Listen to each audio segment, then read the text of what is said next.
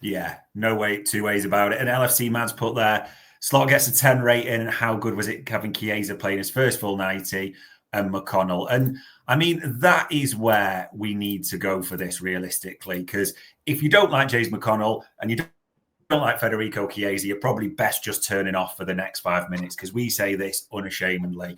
I mean, I want to sort of talk about them individually. And the James McConnell one, first of all, David, just before we actually talk about him, I'd seen there was a clip that Arne Slot had done, and people were almost using it to say he's definitely not going out on loan. And you think you'll know the one I mean. There is just a little bit more to this clip, people. So I'm just going to play it for you now, just in case it got missed, because I don't want this to be misreported at all. James McConnell. I wouldn't say definitely, but I liked him a lot today. So maybe now the end result of today would be good for him to go somewhere and play. But he was also a player that hasn't played in the last 6 or 7 months, 90 minutes, because he was injured for a while. And he impressed me a lot today. Nice words from a stern taskmaster. And if you look at his stats there as well, I mean, all round, David, James McConnell was brilliant last night, wasn't he? Yeah, absolutely superb. And I feel like he's kind of gone under the radar a little bit when he kind of comes in. But I feel like every time I do the kind of post-match review and he's been involved in the game, I have to give him a mention, because he's been absolutely quality. And he's not one of those that you kind of, that's coming from the academy that's rated as an absolute superstar. And he, like I say, he kind of goes under the radar, I think, among supporters. But every time he takes to the pitch, you're kind of like, wow, this kid has absolutely got it. I think back to his kind of cameo in the League Cup final. For me, he wins that game for Liverpool. He is the key sub out of any of them that has the biggest influence. He completes every single pass when he's on the pitch in that game, including in the build-up to the corner that gets the winning goal.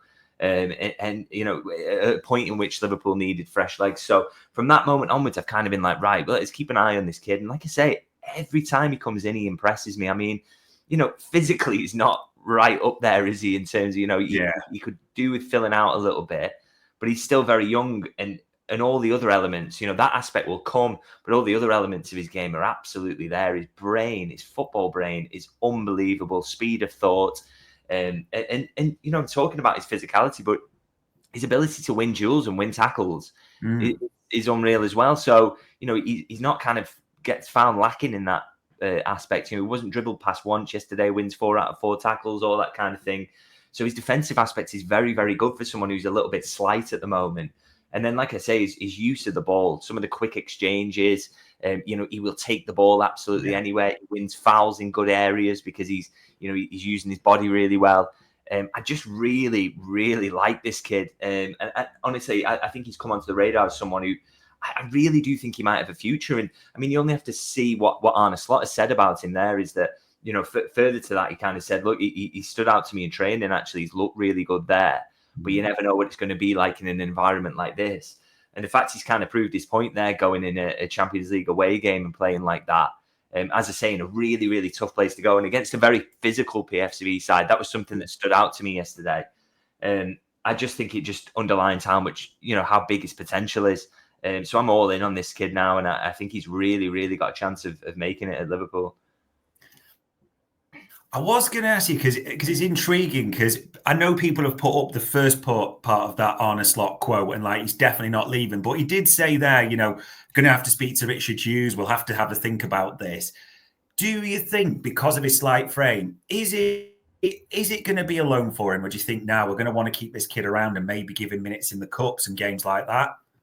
To be honest, I would be absolutely guessing. So I spoke to kind of James's camp ahead of coming on this podcast, and they still don't know. So there's still the question mark there. So waiting for the kind of green light from the sporting director now in terms of whether he'll be allowed to go or whether they want to keep him around. And for me, I kind of lean towards being a little bit, think about the long term a little bit more and be a bit less, a bit more selfless really in this situation, and say, yes, I can imagine minutes for him in the FA Cup when that comes around. But outside of that, Liverpool have got the second leg of the semi-final of the League Cup. He's not going to get minutes there. He's probably not going to get minutes in the final outside of a kind of an injury crisis like Liverpool had last season. So I think the better thing would be, this clubs from Championship, clubs from League One who are interested in him. I think that would be much better for him to go out and maybe play a bit more football in the second half of this season. So I wouldn't mind seeing him leave, but